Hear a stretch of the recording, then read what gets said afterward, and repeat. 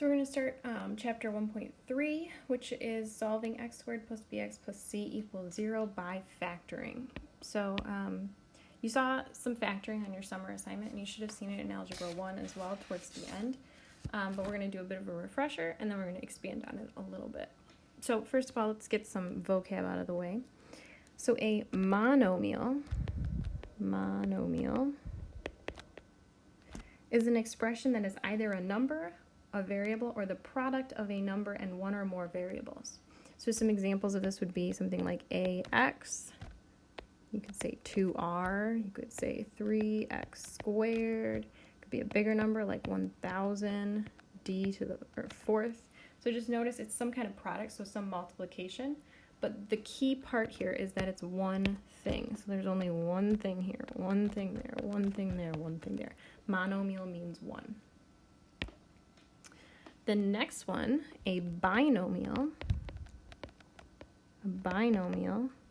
is the sum of two monomials. So the one you're pretty familiar with from last year would be mx plus b, right, or from Algebra 1. You could have 2r to the third plus r squared. I'm just making up some things here. 3x squared plus 2. So again, key thing here is that you have two parts. So you have a monomial added to another monomial. And then the last one, the one that we're really dealing with Algebra 2, is a trinomial. And a trinomial is the sum of three monomials. So the one that we're working with right now in Chapter 1 is this ax squared plus bx plus c. That's a trinomial because there's three parts. So it's a reminder of how to factor these. So to factor the trinomial, I'm going to color code here. Ax squared plus bx plus c, actually not ax squared, we're going to talk about factoring ax squared later. We need to find integers m and n such that, and we have this rule here, you have x squared plus bx plus c, where if you rewrote this, you could factor this into x plus m times x plus n, where x squared plus, this is kind of complicated, m plus n plus m times n. Okay, so what the heck does all that mean? What it means is that you're going to list your factors of that last number, your c, and you're going to find which two factors add to the middle term, which is your b. I forgot my x here, sorry. There's an x there. So let's look at an actual example of this, because that formula is a little confusing. So example 1, we have a couple trinomials that we're going to factor. So this first one, factor the expression x squared minus 9x plus 20. So what I always like to do is right under this, I like to make my factor tree. So factor trees are the things that divide that number, all the numbers, whole numbers that divide 20. So 1 and 20 is going to always be an option. 20 divided by 2 would be 2 and 10. 20 is not divisible by 3. 20 is divisible by 4 and 5. As soon as you hit numbers that are 1 apart, or if the next one would be a 5, then you can stop.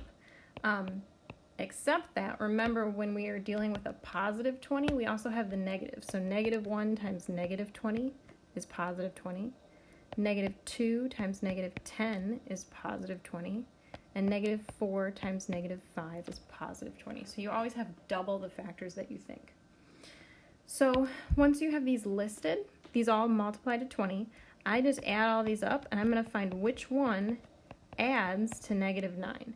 So 1 plus 20 is 21, that's no good. 2 plus 10 is 12, that's no good. 4 plus 5 is 9, so close, but I want a negative. Negative 1 plus negative 20 is negative 21. Negative 2 plus negative 10 is negative 12. And negative 4 plus negative 5 is my negative 9. So there we go. Here are my factors. So that means that negative 4 is my m, and negative 5 is my n. So then I can rewrite this x squared minus 9x plus 20 will factor as x minus 4 times x minus 5. So be careful here on the summer quiz. A few of you had commas in there. Some of you had pluses in between those factors. There's no plus. It's just the parenthesis times the parenthesis. Notice this is in intercept form, right? That form that we worked with in the last section. This is an intercept form because it's going to show us the solutions. It shows us where this hits the x-axis. So I don't always have you check your work, but it's a good practice, and it's good to know that you can do that during a test or quiz if you had time. You can always check this. So we're going to check with the FOIL method. Remember, the FOIL method is first, outside, inside, last. So this is a method of multiplication. It's kind of a shortcut. I actually prefer the distribution method, but this works. So what this is, actually I should color code this one for you too if you're not familiar with it. If you are familiar with it, sit back and relax for a second. So FOIL, you're going to multiply your first terms first. So that'd be x times x, which is x squared. Then you're going to multiply your outside terms. So outside would be my x times negative 5, which would be, that's negative 5x. Then you're going to multiply your inside terms, which is negative 4 and x, so negative 4x. And then you multiply your last terms, which is negative 4 times negative 5, which would be positive 20. So that's the FOIL method, and then you just combine like terms. So in the end you have x squared minus 9x plus 20, which was the original, so we know that we factored these correctly. Okay, so that's kind of a run through on foiling again, as well as just checking your work. So this is the final answer for factoring. For the record, if you switch these, if you made it x minus 5 times x minus 4, that's totally fine, not incorrect. Let's look at this second one. We want to factor the expression x squared plus 3x minus 12. So again, we want to start by listing all of our factors of negative 12. Now this is a little trickier. Now only one can be negative, so negative 1, positive 12 is a factor. Negative 2, positive 6. Negative 3, positive 4. Okay, these are one apart, so we have all of the factors, but now we need to flip it. So now we need to also have 3, negative 4, 2, negative 6, 1, negative 12.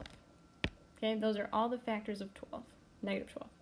So when I add these, I'd get 11, I'd get 4, I'd get 1, I'd get negative 1, get negative 4, and I get negative 11. Notice none of these are equal to 3. So when that happens, we say that this cannot be factored. Eventually we'll learn other methods of finding those intercepts, but using this method, you cannot factor these because it's not going to be integer values. So this means that x squared plus 3x minus 12, wherever that runs into the x-axis, it's not a whole number. So it would be like 1.5 or something like that. And we can't factor when we have a decimal. If we look at part C, factor the expression r squared plus 2r minus 63. So sometimes we switch up our variables. The only thing to remember here is that when you factor, just make sure you're consistent with your variables. So again, I'm going to list all my factors for negative 63. It's not as daunting as you think. negative 1 and positive 63. 63 is not divisible by 2. It is divisible by 3, so negative 3 and 21. It's not divisible by 4. It's not divisible by 5. It's not divisible by 6. It is divisible by 7. Be negative 7 and 9. It's not divisible by 8. It is divisible by 9, which we already have, so now I just switch the signs. So positive 7, negative 9, positive 3, negative 21, and positive 1, negative 63. So not even that many factors. And then I'm just going to add these up until I find a positive 2. So this would be 62. This would be 18. And this would be positive 2. You can stop once you've found it. So those are going to be my factors here. So I can say r squared plus 2r minus 63 is equal to my factors. Now here, be careful, it's r minus 7, r plus 9. So there's no x's here. Again, you can check this, and I'm going to have you check this on your own. And just make sure that this does in fact FOIL back out to r squared plus 2r minus 63. Part D, again, list your factors. We want all the factors that multiply to 9 but add to negative 3. So 9 would be 1 and 9, and 3 and 3. Also negative 1 and negative 9, and negative 3 and negative 3. If I add these, I get 10, I get 6, I get negative 10, oops, and I get negative 6. So there are no factors that add to negative 3, so again, this one cannot be factored.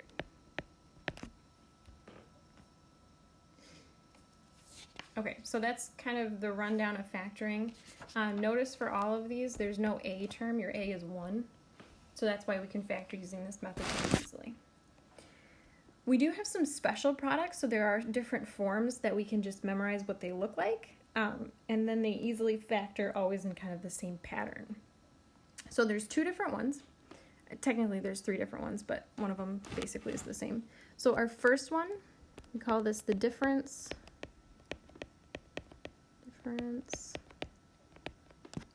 Okay, sorry, my pencil came out. Difference of 2 squares. So this one is in this form a squared minus b squared, and it will always factor as a plus b and a minus b. So I want to kind of include 2 examples here. One of them is pretty straightforward, the other one's a little trickier. So let's look at the straightforward one first. So our first example, let's say you had, notice this is a binomial, so if you had x squared minus 4 here. And what I like to do is I name my a and b first. So notice here, a is just the x, right? Because a squared, x squared. And then your b is not negative 4. It's actually 2. So you want to think of what's the square root of whatever that last number is. It's some perfect square. And then you can just plug this in. So this is equal to, and it would be x plus 2, x minus 2. So that one's pretty straightforward. When they get trickier is when your a term isn't just an x. So consider the example 9x squared minus 49. Now I'm pretty good with my perfect squares. We're going to list them at the bottom of this page, but I have most of these memorized. So when I see them, I think, oh, okay, this is a perfect square. And I can easily identify that my a, well, what's the square root of 9? That would be 3, and then don't forget the x. And your b here, square root of 49, would be 7. Notice I kind of ignore that minus there. So then when you factor this, it's your a plus your b, and then it's your a minus your b. So that's kind of as tricky as that one will get, is if your a and your b maybe even has something else involved, so it's got two parts. So that's the difference of two squares. Then we also have something called the perfect square trinomial.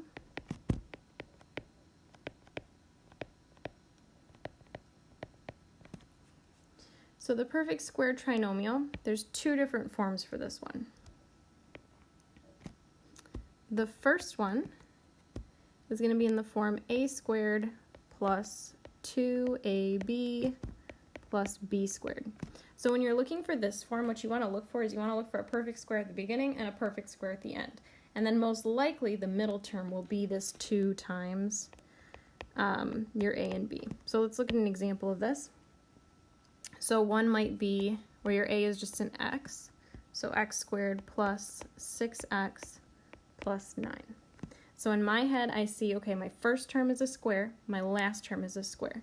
I name my a must be x, and my b must be 3.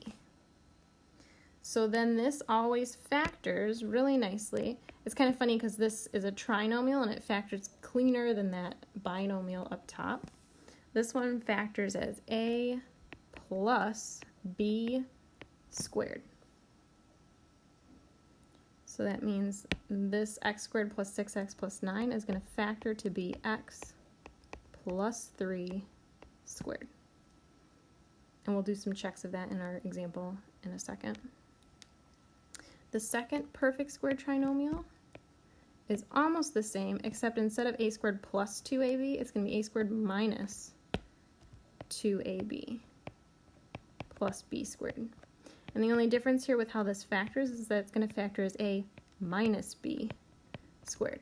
So it's easy to get those two mixed up, but once you have one form, it kind of makes sense what's going on. So an example of this might be x squared minus 4x plus 4. So my a here is again just an x, and my b would be 2. Again, I just kind of ignore that middle term. I mean, you want to verify that it's 2 times your a times b, but in general, it's if you have a square in the front and a square at the end, it's almost always going to be this form. So then this factors as x minus 2 squared. So as promised, I want to just list the first 20 perfect squares just so you have them. I'm going to list these kind of quickly. These are good to memorize if possible. It's pretty easy to memorize up to 15. I admit 16 through 20 are a little trickier. So 1 squared is 1, 2 squared is 4, 3 squared is 9, 4 squared, 16, 5 squared is 25, 6 squared is 36, 7 squared is 49, 8 squared is 64, 9 squared is 81, and 10 squared is 100. Definitely those first 10, pretty easy. 11 squared is 121. 12 squared is 144. For 13 squared, I think I-69 is right outside our window, so it's 169. And then 14 squared is kind of interesting. It's just switch that 9 and 6. It's 196. 15 squared is 225. All right, and then this is where it gets a little dicier. So 16 squared is 256. 17 squared is 289. 18 squared is 324. 19 squared is 361. And then 20 squared, think 2 times 2 and then add some zeros, it's 400. I don't have a great way to memorize 16 through 19. If you think of a great way, let me know. But it's good to just have these on hand, especially when we're working with these special forms, just so that if you see one, you're like, oh yeah, that's a perfect square, it's going to be one of these forms. So let's look at example 2. And we're going to use these special patterns. So to start off, I'm going to name, so factor the expression x squared minus 49. Well, this one right here is a difference of two squares. So difference of two squares. So as a reminder, that's that a squared minus b squared, and it factors as a plus b times a minus b. It factors as longer than it originally was. So what I like to do first is name my a and b. So here a is x because there's no number in front of that x squared. And my b, 49 is a perfect square, and it's the perfect square of 7. And then you just plug it in. So this would be equal to x plus 7 and x minus 7. Again, you can check these. So for a quick check, you're going to do a FOIL, where you have x plus 7, x minus 7. So you multiply the first, x times x is x squared. So it goes first, outside, so x times negative 7. Inside, 7 times x. And then last, 7 times negative 7 is negative 49. Combine like terms. Notice these middle terms cancel, which is why this is a binomial. And sure enough, we get back to our original. This next one is a perfect square trinomial.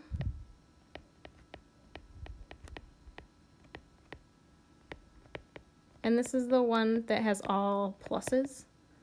So I'm just going to put the plus as a reminder. So this is in the form a squared plus 2ab plus b squared, which will factor as a plus b squared. So our job is to name our a and b. So again, I almost just don't even look at that middle term. Just think your a is going to be x, and your b, coming from this last term, would be 6. So when you factor this just factors as a or x plus 6 squared. To check this, a big no-no is to just put the 2 in. That's bad. You cannot do that.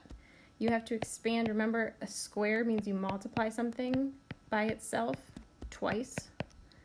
So it's x plus 6 times x plus 6. You have to expand. You can't just distribute in that square.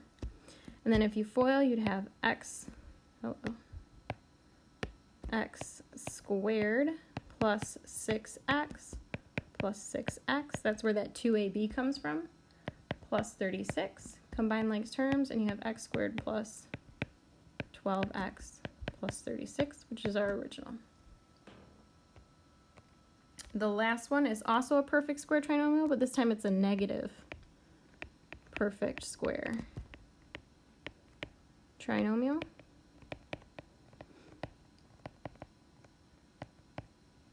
So this is going to be in that pattern a squared minus 2ab plus b squared equals a minus b squared. So I name my a, in this case it's still just an x. My b, 169, think I-69 out the window, that's 13. I don't know what the connection to 13 is. So when you factor this would be x minus 13 squared. If you're going to check this, remember, don't just distribute in that square.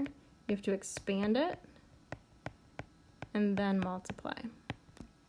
So when you expand this, x times x would be x squared minus 13x minus another 13x plus 169. So this is x squared minus 26x plus 169. So this is just part 1. I'm going to do the rest of this tomorrow in the part 2 video or in person. So you have an assignment that is, it's from the textbook. It's page 21, number 3 through 23 odd, but it's on Go Formative where I want the answers. But if you want to do your work on Notability, that's fine.